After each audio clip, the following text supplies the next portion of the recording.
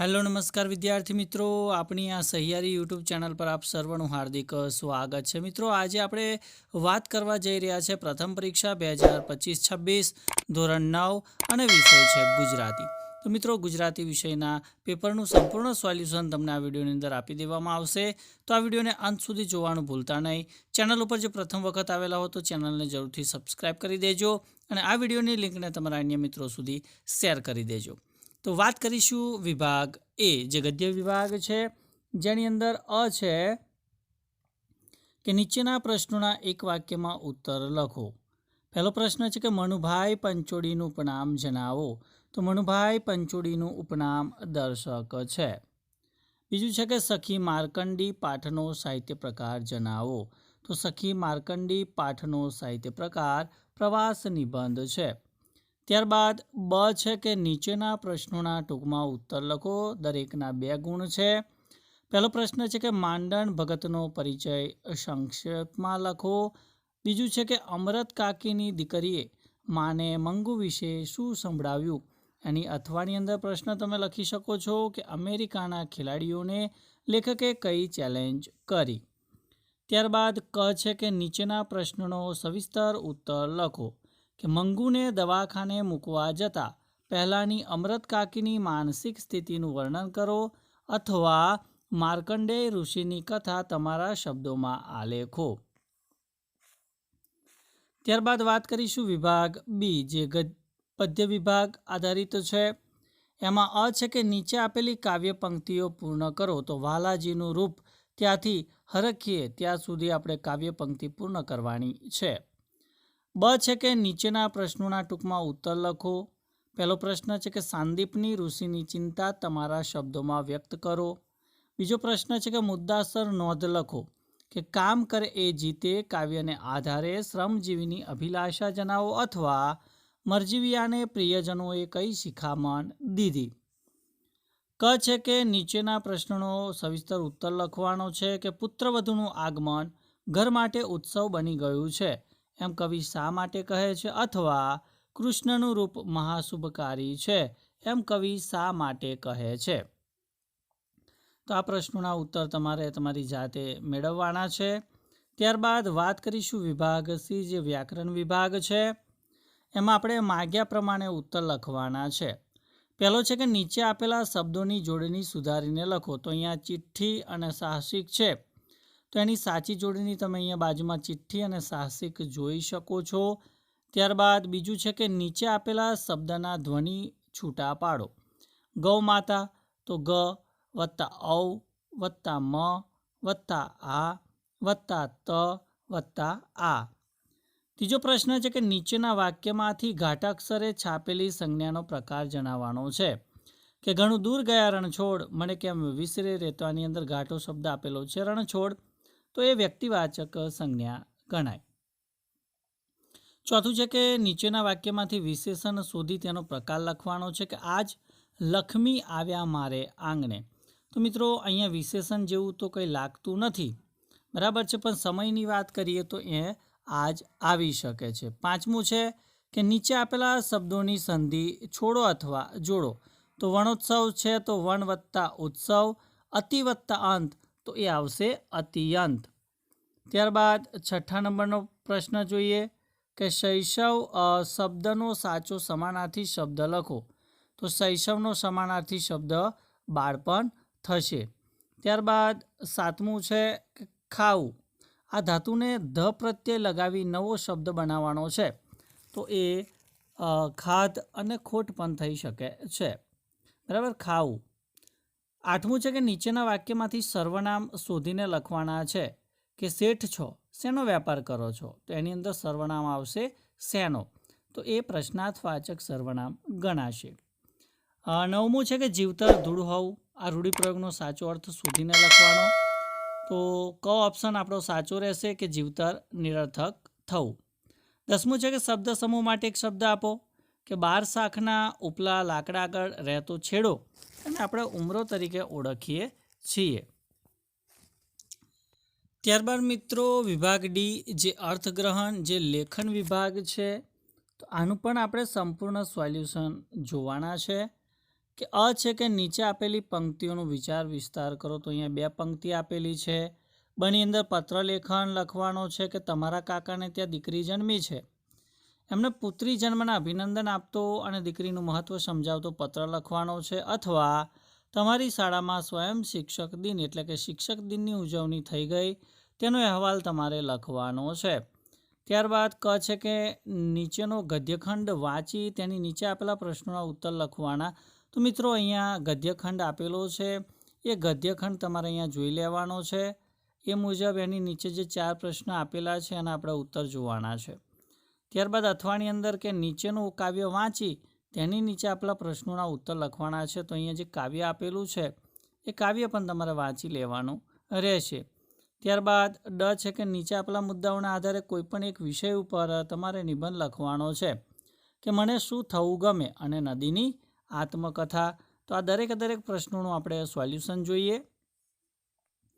તો પહેલું આપણે વિચાર વિસ્તાર જોઈ લે કે નીચ દ્રષ્ટિ તે નવ કરે જે મોટા કહેવાય, સતલાંગન જો સિંહ કરે તોય તૃણ નહીં ખાય. તો પ્રસ્તુત સુભાષિતમાં સિંહના આપેલા ઉદાહરણ દ્વારા આપણને સદાચારી અને સંસ્કારી માણસોના મનોબળનું દર્શન થાય છે. સિંહને 100 દિવસના ઉપવાસ કરવા પડે તો પણ તે ભૂખથી લાચાર થઈને ક્યારેય ઘાસ ખાતો નથી. આવી રીતે અનેક મુસીબતો આવી પડે તો એ સંસ્કારી માણસ પોતાના નીતિ અને ધર્મ ક્યારેય ચૂકતો નથી. તે મરવાનું પસંદ કરશે, પરંતુ કદી હલકા કામ કરવા માટે તૈયાર નહીં થાય. કેટલાક લોકો પોતાના અંગત લાભ માટે ગમે તેવા હલકા કામો કરવા પણ તૈયાર થઈ જાય છે. એમ કરતાં પોતાના દેશને નુકસાન થતું હોય તો તેની પરવા પણ કરતા નથી. દાનચોરો, કાળાબજારિયાઓ અને ભ્રષ્ટાચારી લોકો આ હલકા વર્ગમાં આવે છે. મહારાણા પ્રતાપ અને ભામાશા જેવા વિરલાઓ સદાય નીતિને માર્ગે જ ચાલે છે. આવા લોકો મહામાનવો તરીકે પૂજાય છે. આપણે સત્ય અને નીતિના માર્ગને સદાય વળગી રહીએ. આપણા જીવનમાં અનેક મુસીબતો આવે છતાં આપણે સત્યના માર્ગથી વિચલિત ન થઈએ. ત્યારબાદ બીજો વિચાર વિસ્તાર જોઈએ કે હા પસ્તાવો વિપુલ ઝરણું સ્વર્ગથી ઉતર્યું છે, પાપી તેમાં ડૂબકી દઈને પુણ્યશાળી બને છે. તો આ પંક્તિઓમાં કવિએ પ્રાયશ્ચિતનો મહિમા વર્ણવ્યો છે કે પસ્તાવા રૂપી ઝરણું સ્વર્ગમાંથી ઉતરીને પૃથ્વી પર વહી રહ્યું છે. આ ઝરણામાં પાપી માણસ સ્નાન કરીને પુણ્યશાળી બને છે. આપણે આપણા જીવનમાં ક્યારેય ભૂલ કરી બેસીએ છીએ. આપણને જ્યારે આપણી ભૂલ સમજાય ત્યારે આપણે તેનો નિખાલસતાથી સ્વીકાર કરવો જોઈએ. આમ કરવાથી આપણું હૃદય નિર્મળ બને છે. ભૂલ કરવી એ પાપ નથી, પરંતુ ભૂલને છુપાવી રાખીએ એ પાપ છે. ગાંધીજીએ તેમના જીવનમાં અનેક ભૂલો કરી, પરંતુ જ્યારે તેમને તેમની ભૂલો સમજાય ત્યારે તેમણે તેનો ખુલ્લા મને સ્વીકાર કર્યો. પછી તેમણે એવી ભૂલો ક્યારેય કરી ન હતી. આપણે પણ આપણી ભૂલોનો ઇકરાર કરતા રહીશું તો આપણી ભૂલોનું પ્રમાણ ઘટી જશે. ભૂલ માટે પસ્તાવો કર્યા પછી આપણું જીવન સુખી બનશે.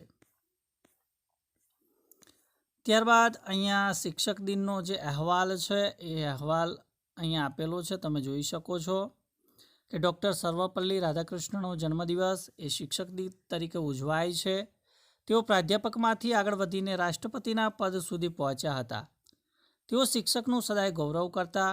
આથી આ દિવસે શ્રેષ્ઠ શિક્ષકોને રાષ્ટ્રીય એવોર્ડ પણ આપવામાં આવે છે.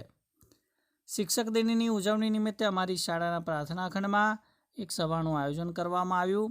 મંચ પર ફૂલહારથી સુશોભિત ડૉક્ટર સર્વપલ્લી રાધાકૃષ્ણની છબી મૂકવામાં આવી હતી. કાર્યક્રમ શરૂ કરતાં પહેલાં પ્રાર્થના ગાન કરવામાં આવ્યું. પછી શાળાના આચાર્યશ્રીએ કાર્યક્રમના મુખ્ય મહેમાન ડૉક્ટર મુકુંદભાઈ શાહનો પરિચય આપ્યો અને પુષ્પગુચ્છ વડે તેમનું સ્વાગત કર્યું. અમારા વર્ગ શિક્ષક શ્રી નરેન્દ્રભાઈએ અમને શિક્ષક દિવસનું મહત્ત્વ સમજાવ્યું. તમામ વર્ગોના વિદ્યાર્થીઓ પ્રતિનિધિઓએ સૌ શિક્ષક ભાઈ બહેનોનું ગુલાબના ફૂલોથી સ્વાગત કર્યું. એક વિદ્યાર્થીને ડૉક્ટર રાધાકૃષ્ણનના જીવનમાં આદર્શ વિશે ટૂંકું છતાં સચોટ વક્તવ્ય આપ્યું. બીજા 2 વિદ્યાર્થીઓ ડૉક્ટર રાધાકૃષ્ણનના યાદગાર જીવન પ્રસંગો વર્ણવ્યા. છેલ્લે કાર્યક્રમના મુખ્ય મહેમાન ડૉક્ટર મુકુંદભાઈએ રાષ્ટ્રના ઘડતરમાં શિક્ષકોનો ફાળો એ વિષય પર આશરે અડધા કલાકનું સુંદર વક્તવ્ય આપ્યું. તેમણે આ વાત પર ખાસ ભાર મૂક્યો કે દેશને માટે સારા નાગરિકો તૈયાર કરવાની શક્તિ શિક્ષકમાં જ રહેલી છે. કાર્યક્રમના અંતમાં અમારા સંગીત શિક્ષકે એમના મધુર અવાજમાં એક સરસ ગીત રજૂ કરી અને કાર્યક્રમનું સમાપન કર્યું હતું. ત્યારબાદ જે ગદ્યખંડ આપેલો હતો અને એની નીચે જે પ્રશ્નો આપેલા છે એના આપણે ઉત્તરો જોઈએ. તો કઈ વ્યક્તિને સંતોષ અને સફળતા મળે છે? તો જે વ્યક્તિ સમયને કરકસરથી, યોજનાપૂર્વક, વ્યવસ્થિત રીતે ખર્ચે છે તેને સંતોષ અને સફળતા મળે છે. બીજો પ્રશ્ન છે કે થાક અને નિષ્ફળતાનો અનુભવ કોને થાય છે? તો જે વ્યક્તિ સમયને આડેધડ અને અવિચારીપણે વેડફી નાખે છે તેને થાક અને નિષ્ફળતાનો અનુભવ થાય છે. ત્રીજો પ્રશ્ન કે કઈ વ્યક્તિ પાસે સમય અને શક્તિ જમા થાય છે? તો જે માનવ પોતાના સમયની વધુમાં વધુ બચત કરી શકે છે તેની પાસે સમય અને શક્તિ જમા થાય છે. તો આ ગદ્યખંડને યોગ્ય શીર્ષક આપવાનું છે કે સમયનું મૂલ્ય અથવા સમયની બચત અથવા સમય અને સફળતા, એ પ્રમાણે આપણે શીર્ષક આપી શકીએ છીએ. ત્યારબાદ જે કાવ્ય આપેલું હતું એ કાવ્ય આધારિત પ્રશ્નોના ઉત્તર આપણે જોઈ લઈએ કે આ કાવ્ય કવિએ કોને ઉદ્દેશીને લખ્યું છે? તો આ કાવ્ય કવિએ સામાન્ય માણસ અથવા આ દેશના અદના આદમી એટલે કે ગરીબ અથવા તો સામાન્ય વ્યક્તિને ઉદ્દેશીને લખ્યું છે, જેના માટે કવિને શરૂઆતમાં અલગ ખ્યાલ હતો. બીજો પ્રશ્ન છે કે આ દેશના અદના આદમી શું જોઈએ છે? તો આ દેશના અદના આદમીને એટલે કે સામાન્ય વ્યક્તિને ફક્ત રોટી એટલે કે અનાજ, ખોરાક, વસ્ત્ર એટલે કે કપડાં અને રહેઠાણ એટલે કે ઘર જ જોઈએ છીએ. ત્રીજો પ્રશ્ન છે કે અંતે કવિએ કયું સત્ય તારવ્યું છે? તો અંતે કવિએ એ સત્ય તારવ્યું છે કે સામાન્ય માણસની જરૂરિયાતો ઘણી ઓછી છે. તેને ઊંચી જીવનશૈલીની વસ્તુઓ કે વૈભવ નહીં, પણ માત્ર મૂળભૂત જરૂરિયાતો રોટી, કપડાં ઓર મકાન એ જ જોઈએ છે અને આ ત્રણેય ચીજ સરકારે પૂરી પાડવી જોઈએ. તો આ કાવ્યને યોગ્ય શીર્ષક આપવાનું છે કે અદના આદમીની જરૂરિયાત અથવા જરૂરત અથવા મૂળભૂત જરૂરિયાતો. આ પ્રમાણે આપણે શીર્ષક આપી શકીએ છીએ. ત્યારબાદ નીચે આપેલા વિષય પર નિબંધ લખવાનો છે. તો મિત્રો અહીંયા નદીની આત્મકથા, બરાબર છે. તો મિત્રો નદીની આત્મકથા જે નિબંધ છે એ નિબંધ તમે અહીંયા જોઈ શકો છો કે ભાઈ મુદ્દા આધારિત આપણને નિબંધ આપેલો છે. તમે અહીંયા જોઈ શકો છો. આ મુજબ આ નિબંધ છે, નિબંધ તમારે તૈયાર કરી દેવાનો રહેશે.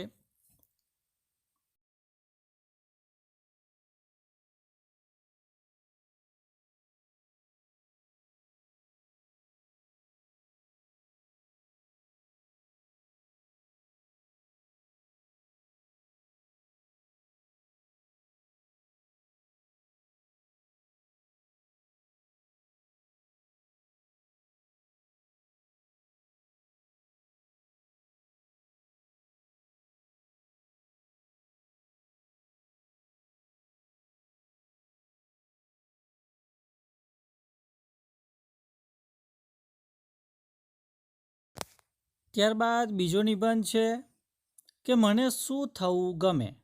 તો મિત્રો તમારી જે પણ ઈચ્છા હોય કે તમે ભાઈ ઇજનેર, ડૉક્ટર, સૈનિક, શિક્ષક બનવા માંગો છો, તો એ આધારિત મને શું થવું ગમે એ નિબંધનું સંપૂર્ણ સોલ્યુશન તમે અહીંયા જોઈ શકો છો.